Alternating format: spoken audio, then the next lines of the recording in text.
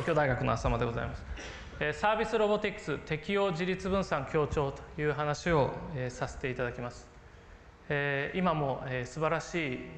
ロボットの話があったわけですが、ぜひこういったやっぱり社会の問題に役に立つようなロボットを開発すべきだと私も思っておりまして、それをどういうふうに開発すべきかということをずっと検討してまいりました。その話を少しさせていただきます。これは東京電力の福島第一原子力発電所の最近の様子でございます。3月に事故が発生して以来ですね、現場では非常に大変、必死の作業が行われまして、現在ではようやく冷却系が安定してきた、そんなような状況にあるわけです。私も実は政府と東京電力が立ち上げた統括本部の中でリモートコントロール化プロジェクトチームというのがあって、そこで人が入れないような環境でどうやってその遠隔操作の機器やロボットをですね導入していろんな作業をするか、そういった検討に参加してまいりました。この作業は今でも続いておりまして、現在原子力委員会の専門部会の中長期の措置の方の委員もさせていただいておりますけれども、最後にいわゆる圧力容器の中の燃料を取るには10年あるいは人によっては30年50年かかるという方もいらっしゃるわけです。その中でどういう機器開発をしたらいいかというような検討もここでは行われているわけです。7月に実はそのクイーンスという、これは千葉工大の小柳先生や東北大学の田所先生が開発された日本のロボットなんですが、それがこの第 2号機のですね1階2階3階の部分に導入されまして、中の状態がどうなっているのかということを調査したわけです。で、それまでですねこの2階3階の部分というのはどうなっているかというのはほとんど分かってなくてですね、真っ暗な状態なんですが、そこにこのロボットを導入することによってですね、これがクイーンスのこういったロボットなんですが、初めてですね中がどんな状態かというのが分かってきたわけです。でこれが実際にそのクイーンスが撮ってきた映像です。でこのロボットの優れているところは非常にその走破性が優れていて、瓦礫のところをどんどん歩いていったりとか、あるいはこういう2階3階の階段を上って戻ってくるということが可能なわけです。で初めてですねこれ2階に行く階段の部分ですが、例えばこういう錆びてるところが分かって、ここまで水がかかったんだというのが分かったりとかですね、ここが今どれぐらいの線量なのかということが分かっている。で人が入るにもですねその環境が果たして人が入れるかどうかというのをまずチェックしないといけないわけですが、こういうロボットを使うことによってなんとかこういう情報収集をしてきているということであります。でただ実はこれ7月に行われたわけですが、このクイーンスが送られたのが6月、実は震災が起こってからそのロボットを導入するまでに非常に時間がかかったわけですね。でその間はいろんな改造が行われたり、あるいはメンテナンス、あるいはオペレーションする人のトレーニング等が行われまして、非常に時間がかかったわけです。でただしその間ですね、なんでそのロボットは早く導入されないのかというような批判的な意見もいろいろあったわけです。で実際になぜロボットがなかなかすぐには導入されなかったかというのは、いろんな問題があるわけですが、一つにはやはり今のロボットの技術というのはなかなか人間のようにですね、うまくいろんな環境で動くことができないということがあるわけです。で実際そういったロボットに対する期待、社会的な期待というのはいろいろあるわけですが、今申し上げたように、実際のロボットの機能というのはなかなかそれに応えるだけのものが実現できていない、そこが乖離しているというのがやはり一つの大きな問題だというふうに思っています。ではそこで次なる疑問は、一体その人とロボットの機能というのは何が根本的に違うのか、なぜ人間のようなことがロボットにできないのか、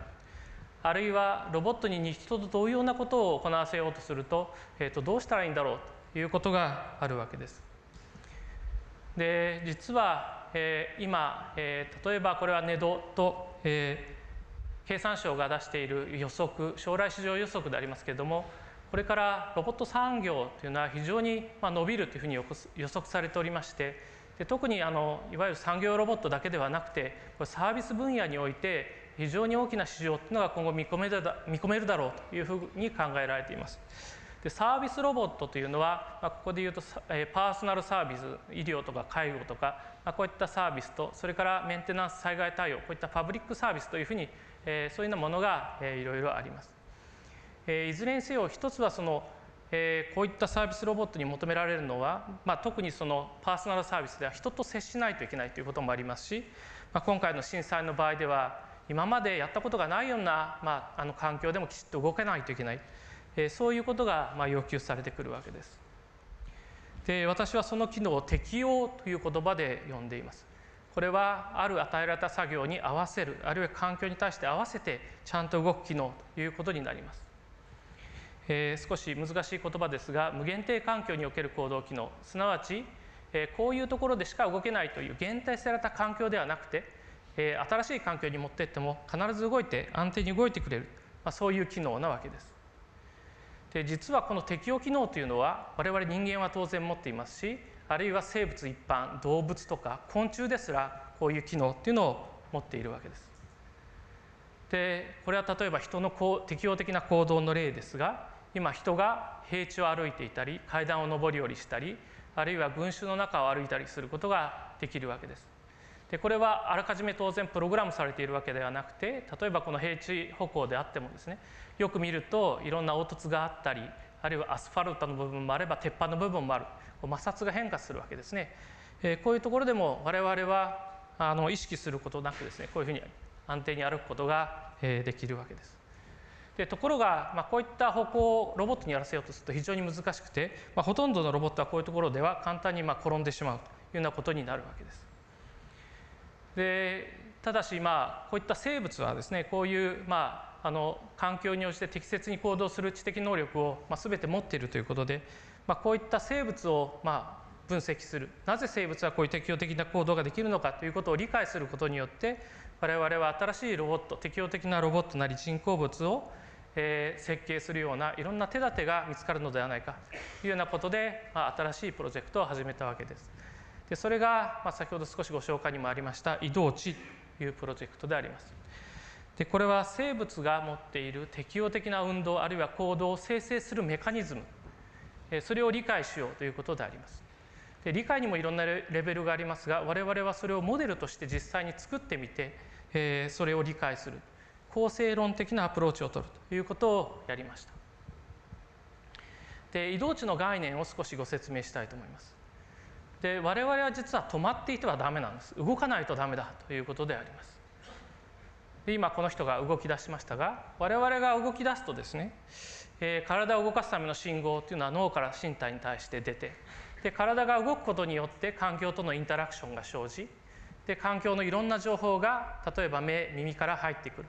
あるいはその体勢感覚といいますが、足の裏からですね、いろんな反力が返ってくるということになるわけです。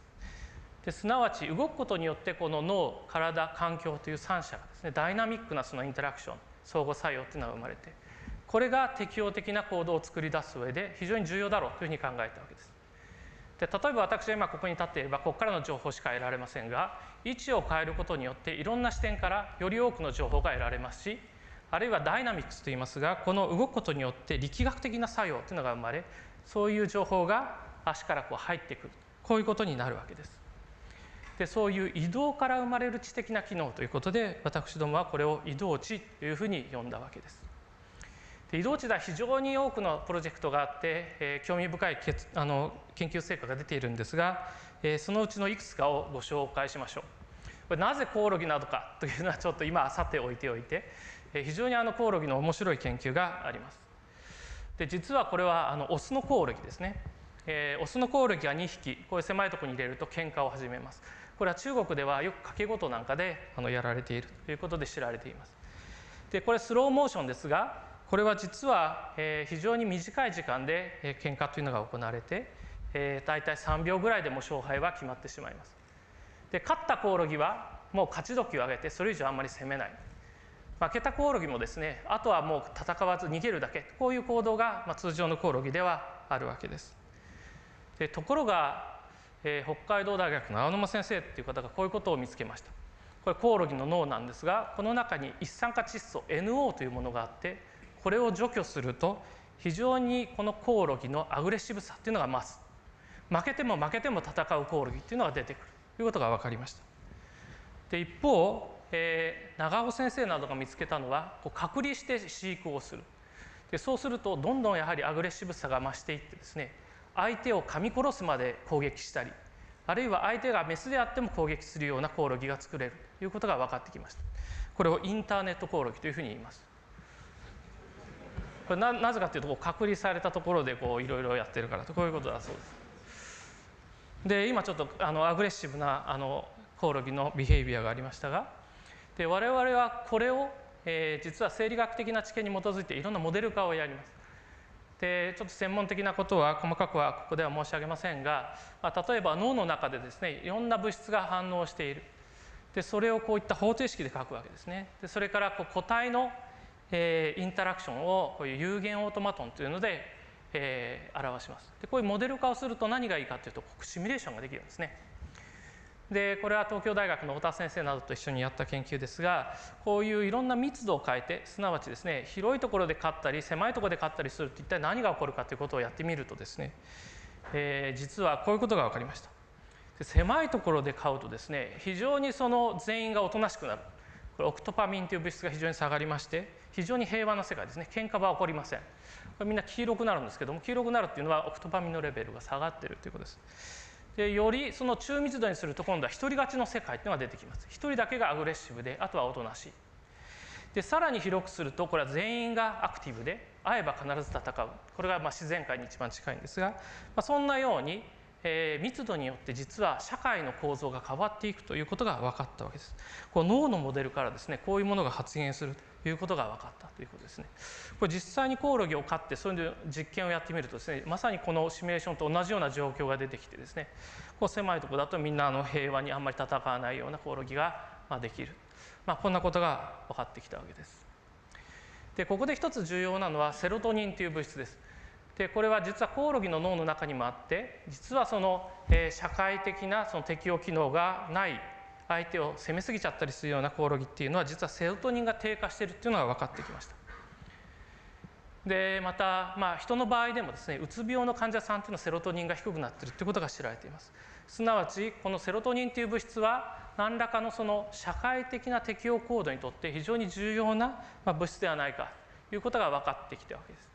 で我々はこれに関するモデリングもいろいろやっておりまして、これも詳細は省かせていただきますが、これも非常に面白いことが分かってきました。これシミュレーションをやっていろいろこの解析をしてみるとですね、セロトニンが一旦低下するとそこに一つの安定点ができるということが分かったわけです。でよく医学ではですねうつ病というのは治りにくいというふうに言われています。一旦うつ病になるとですね、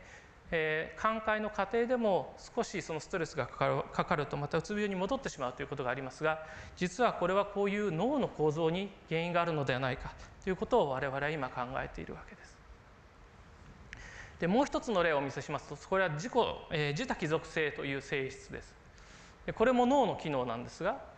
で例えばある現象があったとき、それは自分の行為の結果なのか、あるいはそうではないのかという判断を我々の脳はいたします。でそれはセンス・オブ・エージェンシー、自己主体感という言葉でも呼ばれるわけです。で例えば今ここにジョイスティックがあって、このボールを動かそうとしたときに、自分が動かした通りボールが動いてくれれば、これは自分が動かしてるんだということが分かります。でもこれは自分が例えば動かしたのと違う動きをしたり、あるいは時間遅れがあってしばらく動かした後にですねこの球が動いたりすると、誰かに邪魔された、あるいは自分が動かしたんじゃないという感覚が生まれます。これはエージェンシーが下がっているという状態です。でこれはさまざまなその脳の部位でこういう判断をしているというような研究も行われているわけですが、こういったことが分かれば使いやすいヒューマンインターフェース、それの設計に役立つだろうというふうに私は考えています。でこれを説明するモデルというのがこれです。でこれはフォワードモデルというふうに呼ばれておりますけれども、例えば脳から体を動かすための信号が脳幹脊髄を伝わって筋肉を動かすということをします。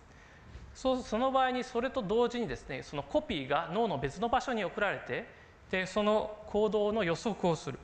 あるいはどういうセンサーフィードバックが返ってくるかっていう予測をします。でその予測をした部分とですね、それから実際に返ってきたセンサーフィードバック、これを比較して、でこの比較の結果、その差が小さければそれは自分の行為の結果だろう、でそれからそれが大きければ自分がやった行為の結果じゃないと、こういう判断をしているんだろうと、こういうようなモデルが実は提案されています。でここで重要なことが示唆されておりまして、で私ども今こういった認知心理的な実験もいろいろやっておりますが、この自ら運動を行うことでこの予測の回路が動くということであります。で認知において予測というのは非常に重要ですね。次に何が起こるんだろうということが分かっていれば、パッと適応的に動きやすいということになるわけですが、その時にもですね、これ自分が動こうとしないとこの予測の回路が動きませんので、能動性が非常に重要だということになります。でそこで我々はこんな実験をやりました。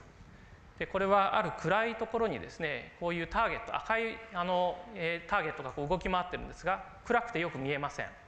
でそこで仮想的にあるサーチライトを持ってこれを探すわけです。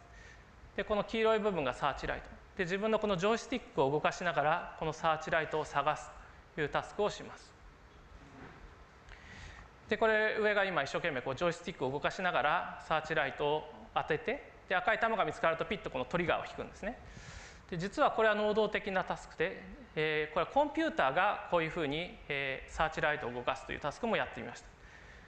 で実はですね、こっちの方が大変ですね。ジョイスティックを動かしながらトリガー引かないといけない。これはトリガー引くだけ楽なんです。でところが実験の結果、我々が予想した通りですね、能動的にやった方が反応時間が早いんですね。で実はこれは非常に我々にとって重要なことを示唆しておりまして、例えば、常にいろんなインターフェースを我々設計するときは、使いやすさとか、楽であることとか快適さとか便利、こういったことによってヒューマンインターフェースを設計しています。で例えば最近の車でもうボタンを押しただけで一定スピードで走ってくれるとか、前の車に追従してくれる、そういう機能があって、我々はどんどんその車に対して働きかける機会っていうのが減りつつあります。でところが、そういうふうに人がシステムに対して受動的になると、これは実は認知機能が下がっているという可能性があるわけですね。そこにパッとおばあさんが出てきた時にすぐブレーキが踏めるかっていうと、実はそうでないかもしれない、そういったことを示唆しているわけです。我々は今こういったシステムに対して能動的に働きかける、でそれがやはり重要であって、そういうことを加味したインターフェースを作らないといけないのではないかというような議論をしているところであります。で自立分散と協調というのが実はこの適応的な機能を生む一つのポイントでありまして、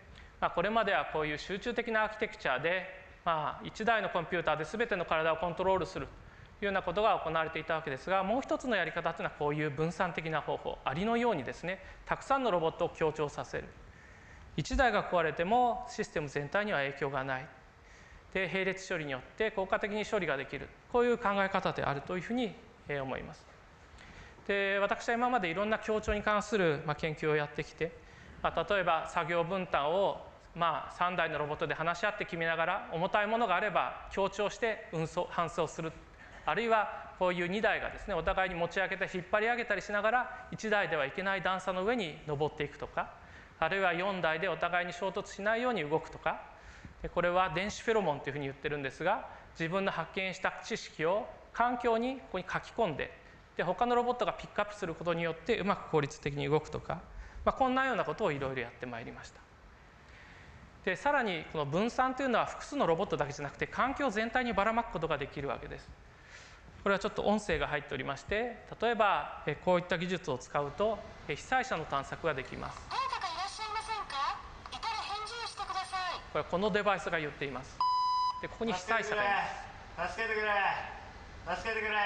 でこの助けてくれという言葉をですね、このデバイスが全部録音しておいてくれて、これをアドホックネットワーク、あるいはこの後ですね、自律飛行船を開発しておりまして、こういうものを、ナビゲーションしながらこういう情報を吸い上げて、これをレスキューセンターに届けることによって、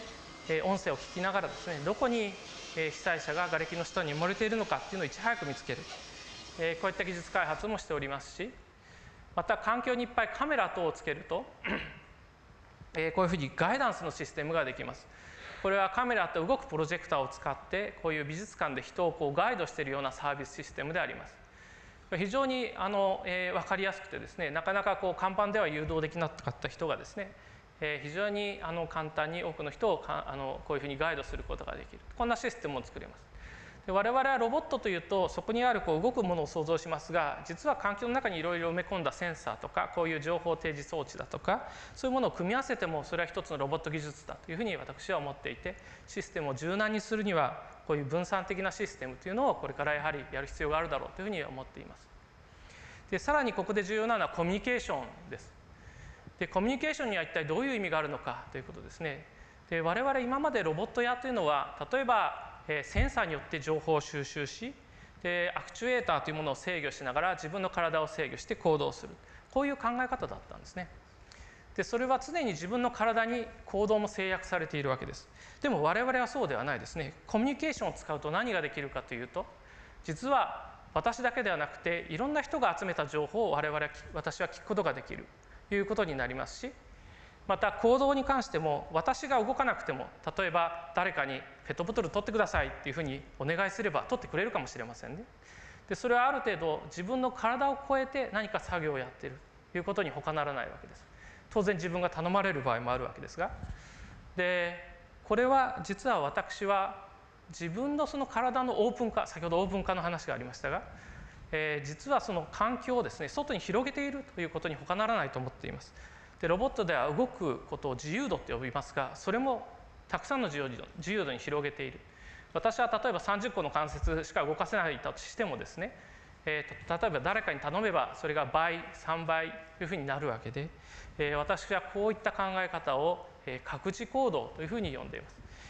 自由度を拡大する、あるいは自分を拡大するという意味です。そういった意味でコミュニケーションというのは非常に重要だろうというふうに考えているわけです。話がちょっと長くなりましたが、最後にまとめさせていただきます。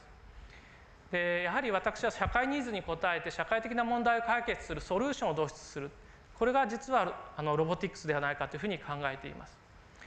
で実は吉川先生が、現代の邪悪を解決するための人工物工学というのを提唱されています。現代の邪悪とは何かというと、温暖化とか大型化する事故とか災害に弱い都市、発生する新しい病気、こういったものです。昔は技術がなかった頃はこういう問題はなかったわけです。我々は技術の恩恵を受けると同時にこういう新しい問題を抱えてしまった。でこれをやはり解決するための新しい学問というのが必要だということをおっしゃっているわけです。でまさにこれからは人と社会と技術が共存する、そういったことを考えないといけないし、そのためにも人工物工学の一つのやはり方法論としてこういうロボティクスの研究というのをこれからもぜひ続け、そういったものに携わっていきたいというふうに考えております。どうもご清聴ありがとうございました。